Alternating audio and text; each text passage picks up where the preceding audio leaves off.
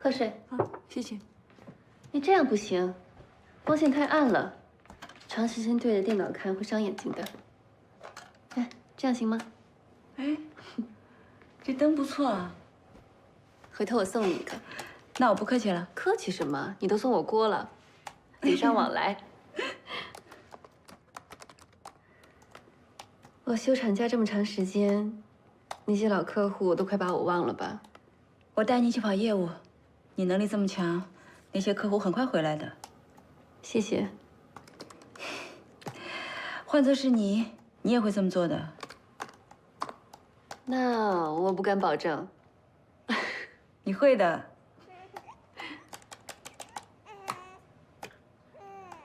啊，我要去喂奶了，还要换尿布。要不这样吧，你先回去，我睡觉前把文件传给你。哦，没关系，你忙你的，我帮你把这些都整理出来之后，我再跟你对。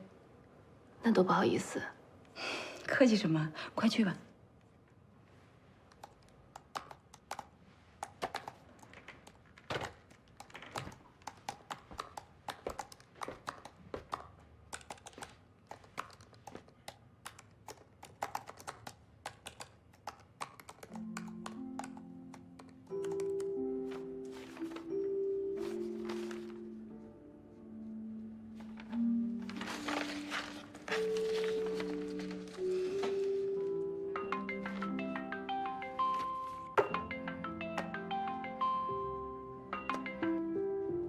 喂，我这边有个数据要跟你对一下。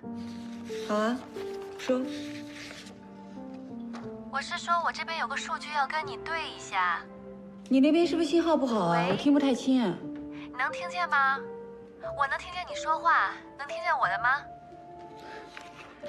你把门打开。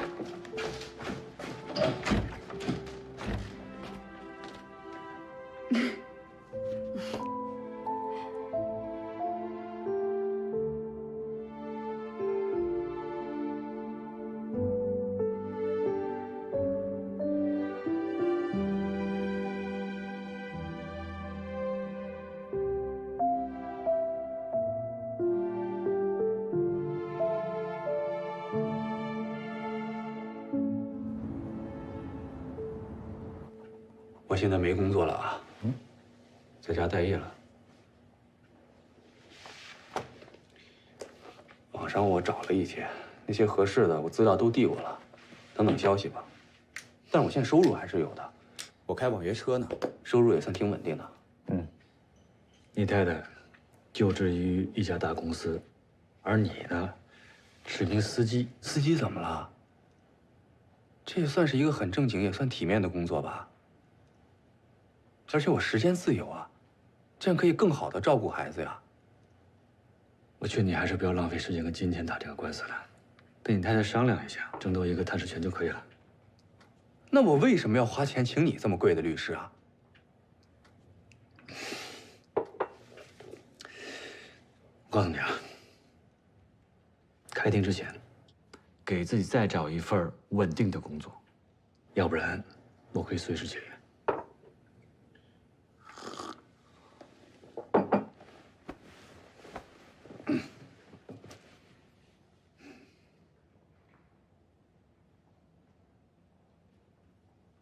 陈娇蕊曾经抛弃过彤彤，她离家出走过。什么时候？彤彤刚满月的时候，她为了跟我离婚，怕我不同意，所以一走了之了，差不多走有1个月了。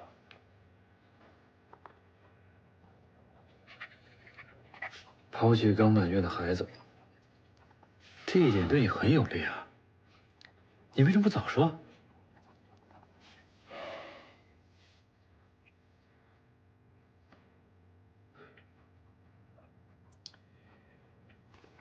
现在的状况对你很不利，你只有证明陈娇蕊没有做母亲的资格，这样你才有希望。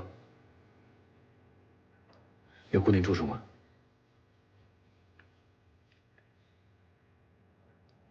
有。就在前面，马上到。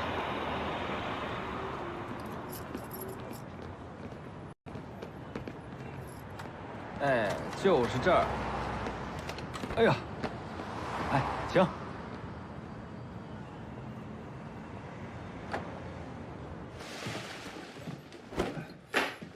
啊，我们家呢是老宅，光线是暗了点儿，但是空间还是有的。这儿呢是客厅，这边是厨房。我们上2楼看看。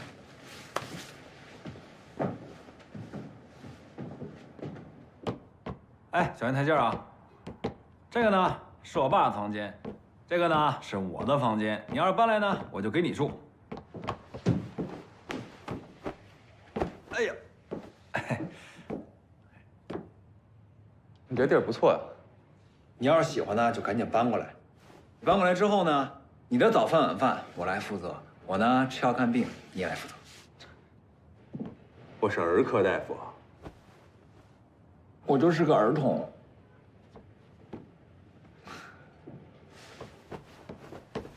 那欢迎你入住老人家。哎，开玩笑，欢迎欢迎。哎，这是我搜集了公司新推的孕期护肤精华资料，你看一下。辛苦你啊，陪我加班。没事，你的伤怎么样了？好多了。那就好。你看吧，我出去了。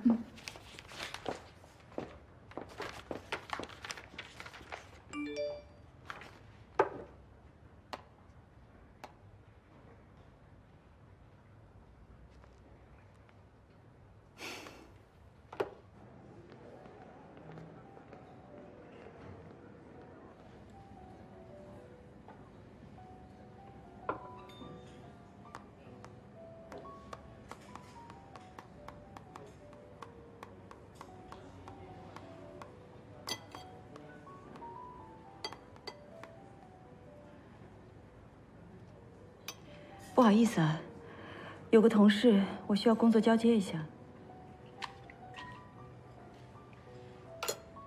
下班了，你怎么还那么忙？这个人比较特殊，之前和我是平级，后来生孩子，在家待了快1年，现在刚回来，又在闹离婚，挺难的。我有时间就多带带他呗。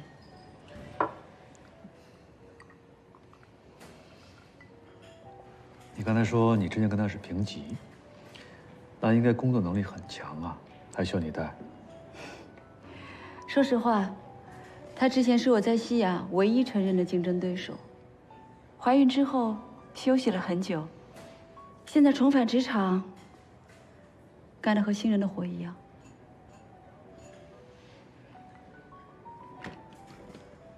我觉得你应该摆正和他的关系。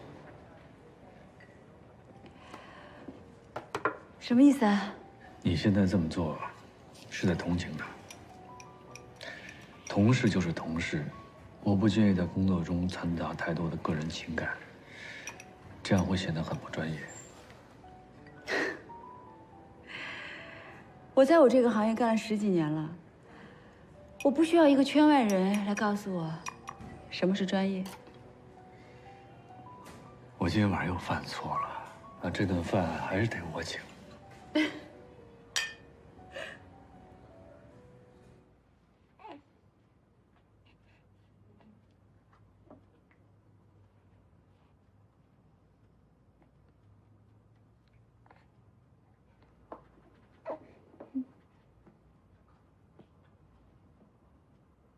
这是儿子现在的样子吗？对呀、哦，好帅哦！哎呀，像你，梅姐。还行还行。哎，这么巧，笑这么开心啊你们？我看梅姐儿子视频呢，特别搞笑。是吗？哎呀，哪有彤彤可爱呀？小孩子还是小时候好玩。梅姐的孩子都快上小学了吧？哎呀，都快高考了。看一点都不像吧？梅姐好年轻的。哎，我看你写的报告了，写的真不错。看样子让你去研发中心考察个1、2次，还真是对的。哎呀，哪里是1、2次啊？陈经理啊，可下功夫了，每天下班都会过来，对吧？是吗？这么努力啊？没办法啊，我这现在要补的知识点实在是太多了。生了孩子之后记性又差了，不亲自去看、去学、去感受，根本不行。你没问题的。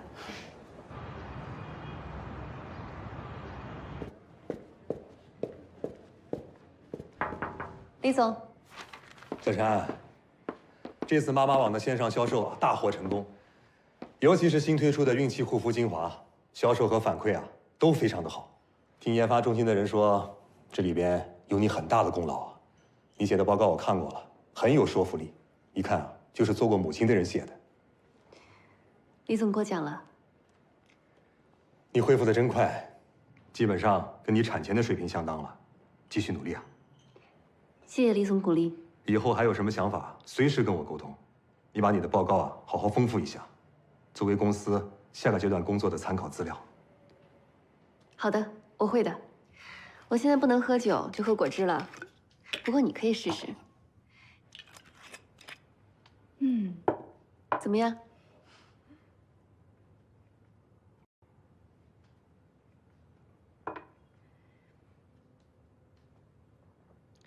你有没有觉得，我们俩现在这种感觉，很像大学宿舍？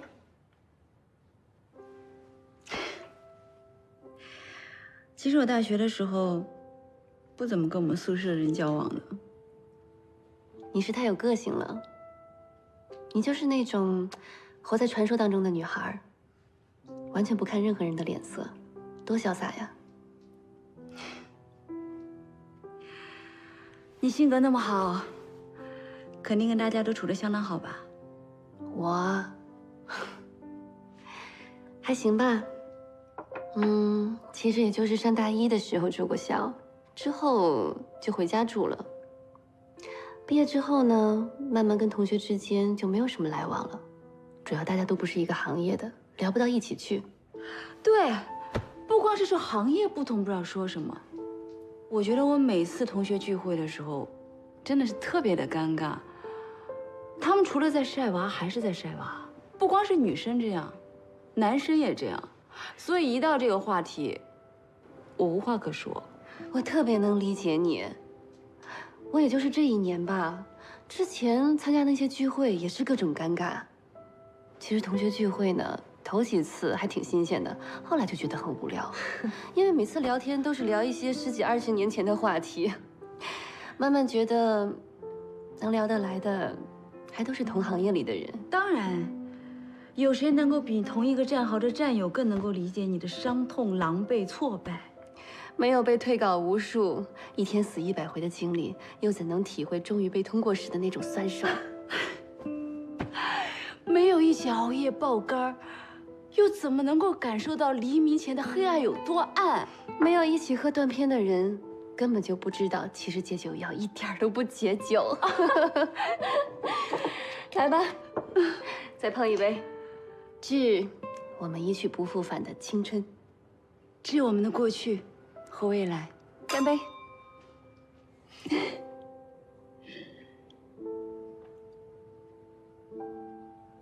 有件事，一件很尴尬的私事，想求你帮忙。说吧。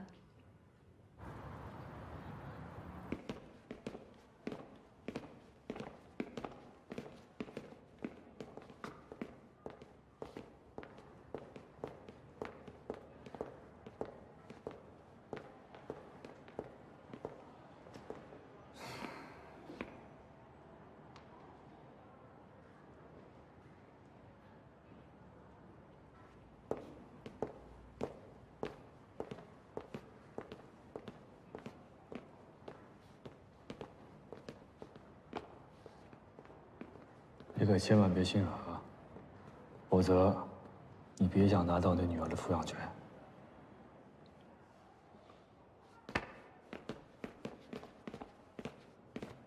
尊敬的法官，我方主张，孩子的抚养权应交予他的母亲陈娇蕊女士所有。理由如下：孩子的父亲，也就是莫明先生，自从孩子出生以后，对他的妻子陈娇蕊女士漠不关心，对孩子更是嫌弃、厌烦。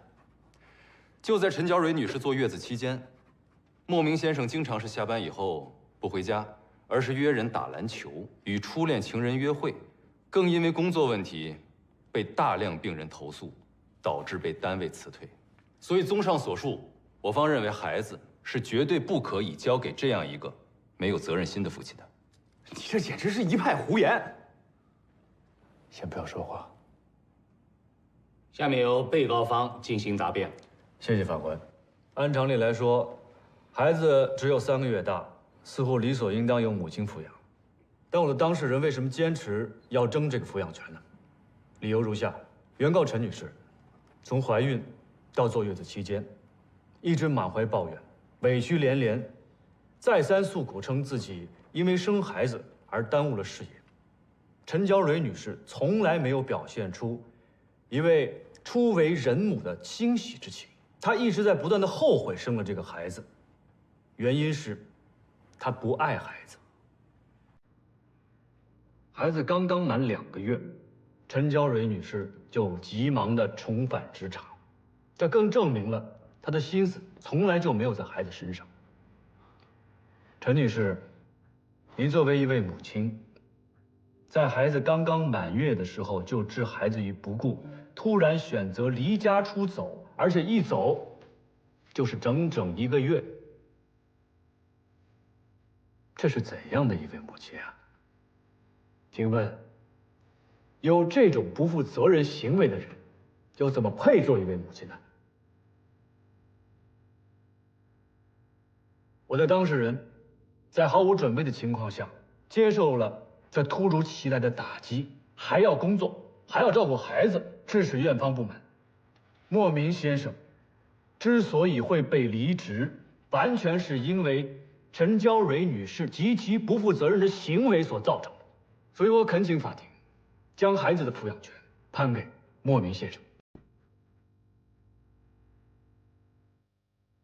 现在双方是否有问题向对方当事人进行发问？法官，我能说几句吗？可以。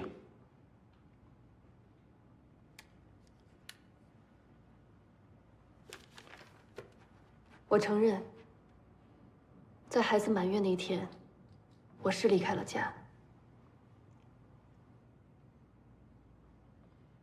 我给彤彤洗澡、换尿布，流了1天的奶。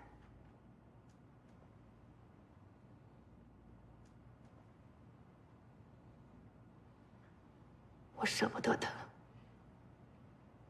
可是我为什么要离家出走？因为我真的受不了了。莫名不是一个好丈夫，也不是一个好父亲。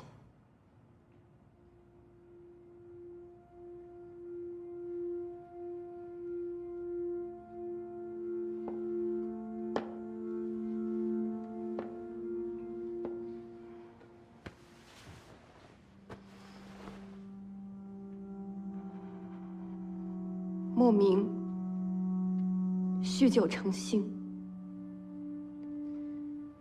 有很强的控制欲、占有欲和家暴倾向。那天，他去我家找我，纠缠我，我让他走，他疯狂发作。陈娇蕊。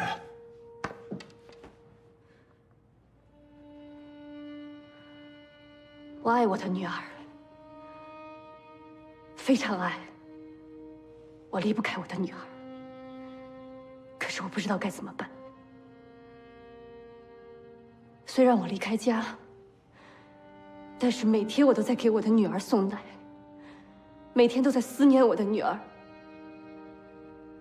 我的母亲和邻居可以作证，我只是想换一个新的住处。等我安顿好了，我一定第一时间接我的女儿离开。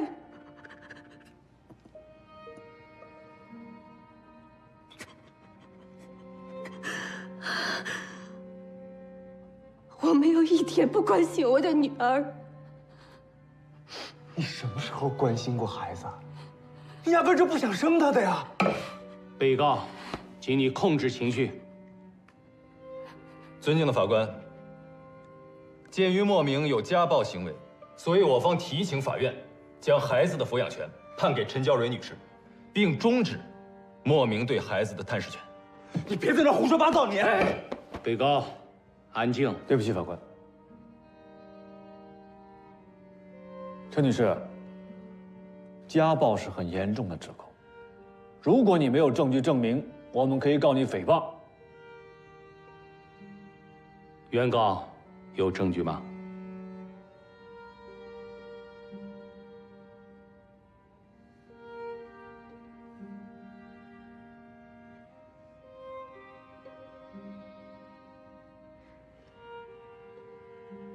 我有证人。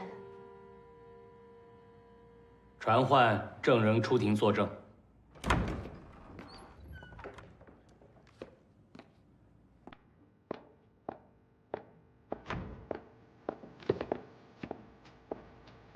你怎么来了？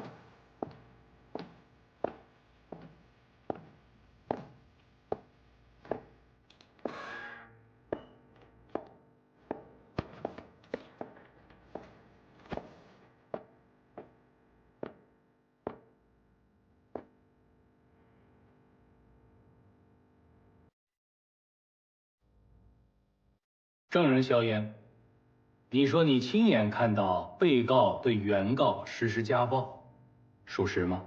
属实。造谣可是要负法律责任的。被告，你再这样，请你出去。冷静。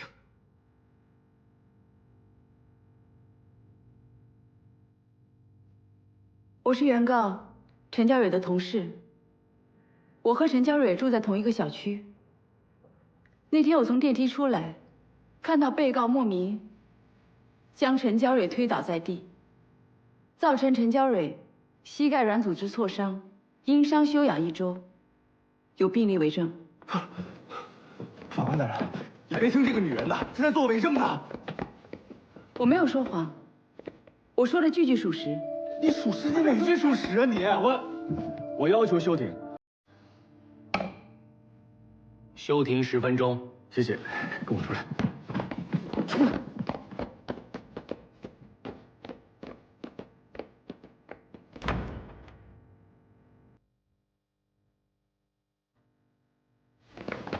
现在的情况对你特别的不利，如果你不能提供有效证据进行反驳的话，法官就会认定刚才对你的指控，孩子绝对不会判给一个有暴力倾向的父亲，从此以后你再也见不到你女儿了。真的难为你了，为了我的事儿，专门请假过来。多亏你啊，肖小姐，你的仗义直言，对我们很有帮助。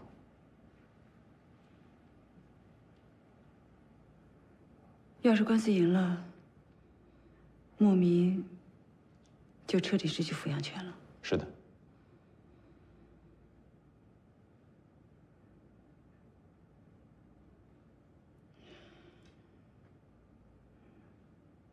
我先走了，祝你成功拿到女儿的抚养权。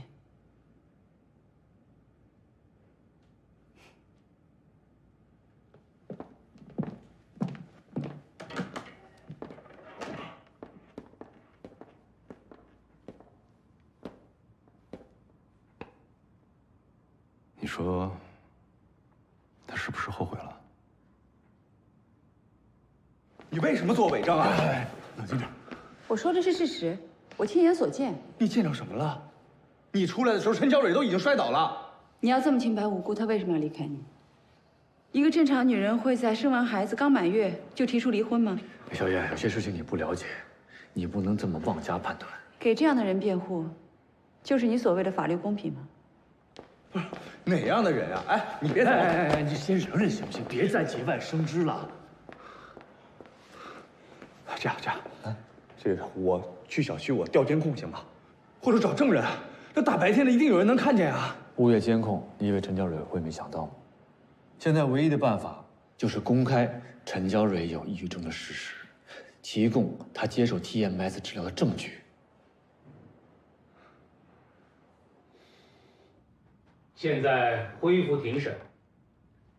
把整好的材料给我。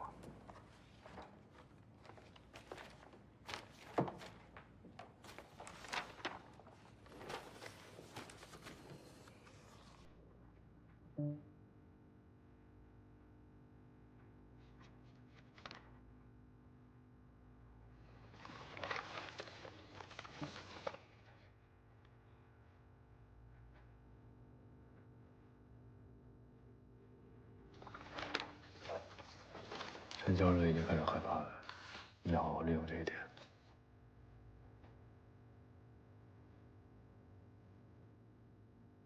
双方还有什么要补充的吗？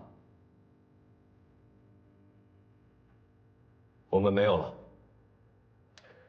尊敬的法官，我们还有证据，这个证据可以证明陈娇蕊不适合抚养孩子。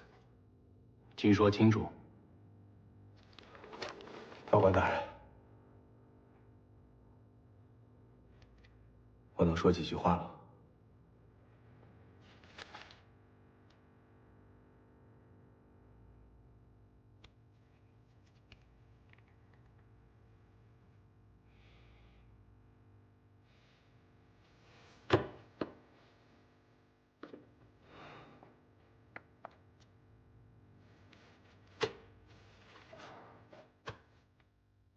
我想对马上要成为我前妻，也是我女儿的母亲，说几句话。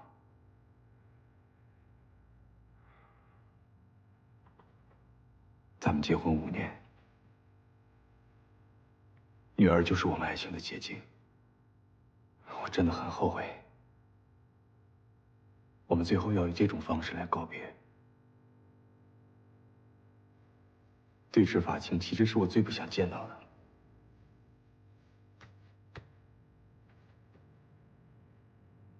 直到此时此刻啊，我还是希望我们能跟以前一样是一家3口，即便不能，我也不想让我的女儿去感受到孤独和不幸。真的。我真的是一个好父亲，是一个称职的父亲。即便女儿不能完全的判给我，我也希望我能跟我的前妻一起去共同抚养她。我希望我能够随时随地的去看望她，关心她。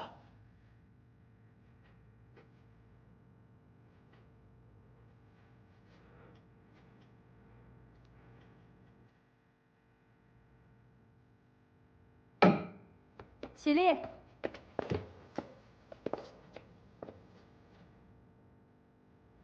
判决如下：一、准予原告陈娇蕊与被告莫名离婚。谢律师，我不服，我要上诉。你既然想上诉，刚才为什么不把证据交上去呢？你怎么想的？我是想要女儿，但我也不想伤害陈娇蕊啊。你是怜香惜玉了，可你的前妻不会领你的情。谢律师，我跟你说，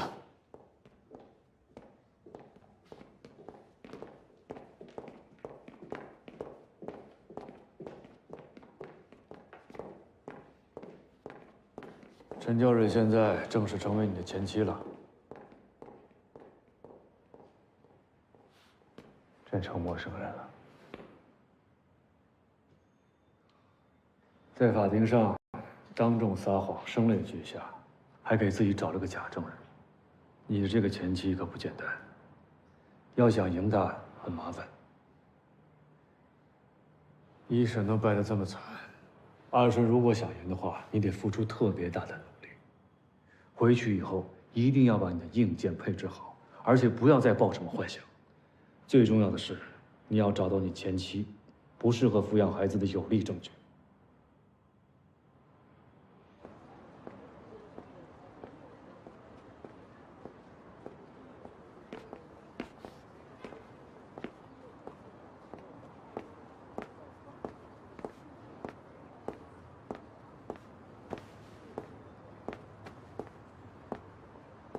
你要是来对我说教的，那就请回吧。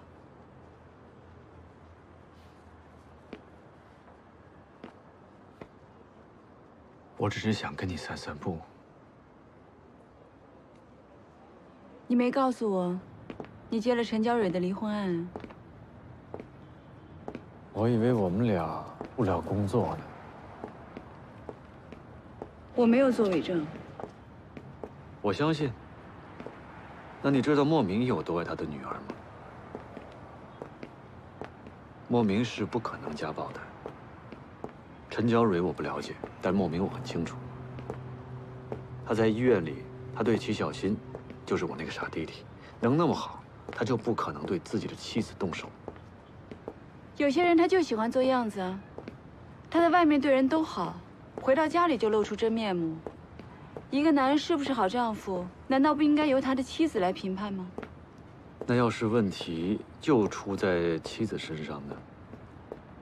陈娇蕊，她在我们公司是出了名的好人缘，上上下下都喜欢她。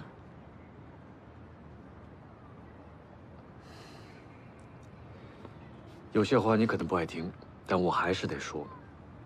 我之前对陈娇蕊是无感的，可是她在法庭上说的那些话让我大开眼界。如果她真的伪造了证据，还让你做伪证，再加上之前那些好人缘，那这个女人就真的是太深不可测了。你跟她是同事，还住对门，我确实有点担心。我不知道她做了什么，让你对她成见那么深。我去过她家，她一个单亲妈妈，她很难，我随手帮了她一下而已。你们怎么那么心理阴暗啊？我跟你说实话啊，莫名跟陈娇蕊怎么样，我一点都不在乎。我在乎的是你。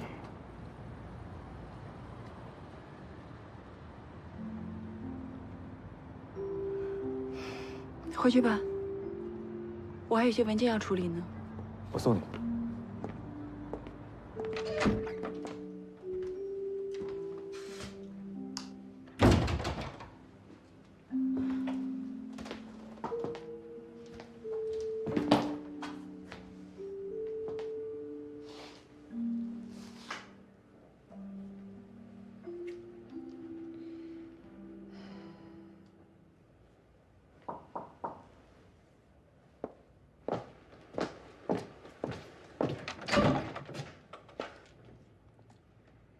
彤彤好不容易睡了，想不想喝点？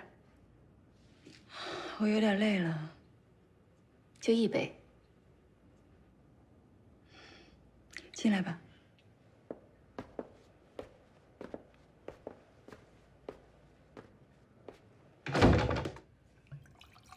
恭喜你，得到抚养权。要不是你鼎力相助，这次的案子输赢还说不定。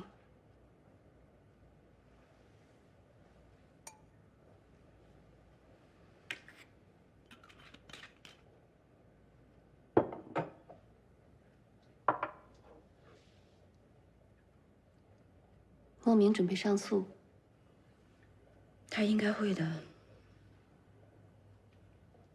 20你还会继续帮我吧？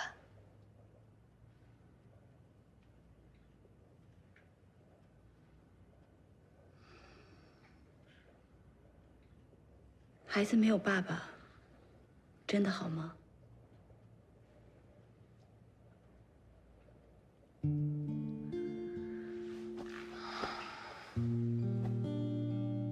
你跟你父亲的关系好吗？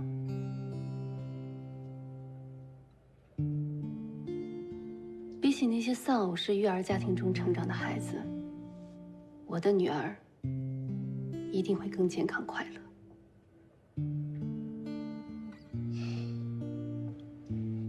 希望你的选择是对的。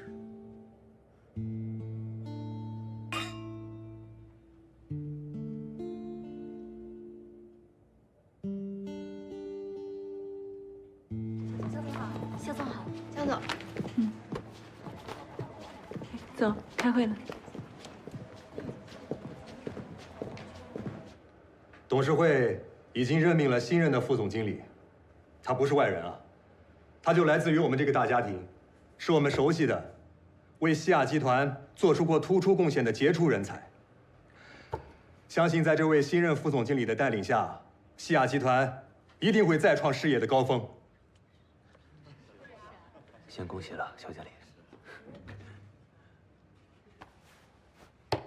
他就是我们优秀的，为公司做出过重要贡献的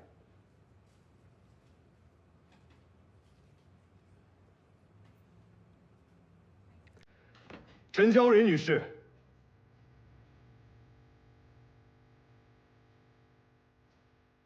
陈总，过来说几句吧。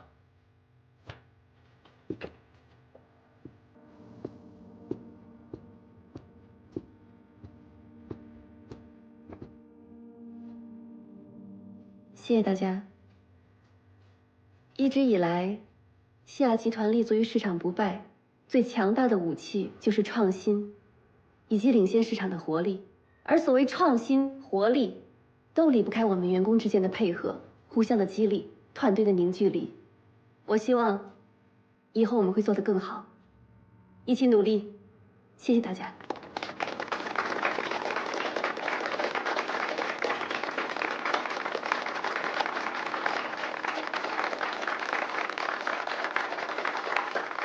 工作吧。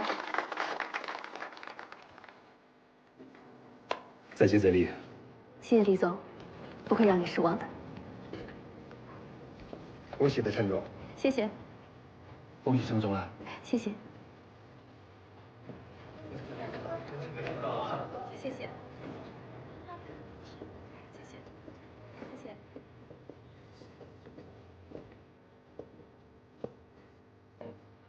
好，去忙吧。工作吧。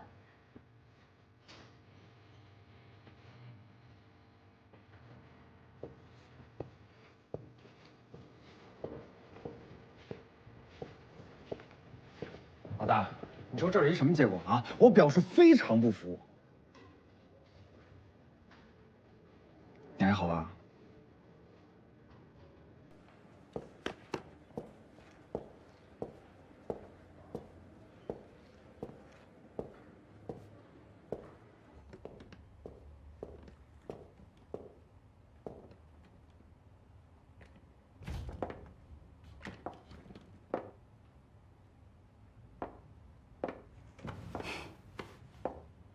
看来我来的不是时候。没有啊。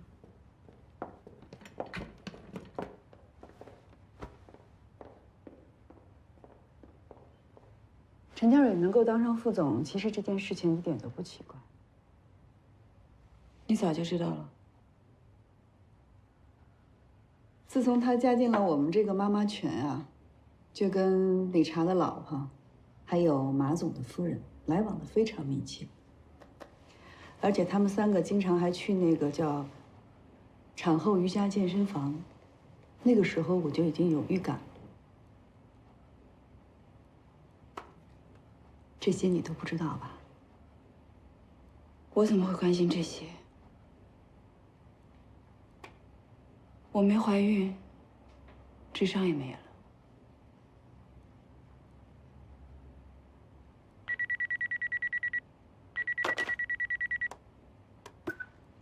喂，这次副总经理的任命，是董事会认真评估做出的决定。当然，原本你也是人选之一。你们俩的工作能力其实不相上下，但陈娇蕊是个单亲妈妈，你是个丁克族。你说，面对客户而言，你们俩谁更具有亲和力、说服力？你们这是赤裸裸的身份歧视。陈娇蕊能做的，我做的比她更好。你以为工作能力是上司提拔的唯一标准吗？你错了。那请你说服我。我现在就是不服。你确实应该学学陈娇蕊，她从入职以来情绪永远那么稳定，从和你平级到做你的手下，没有任何怨言。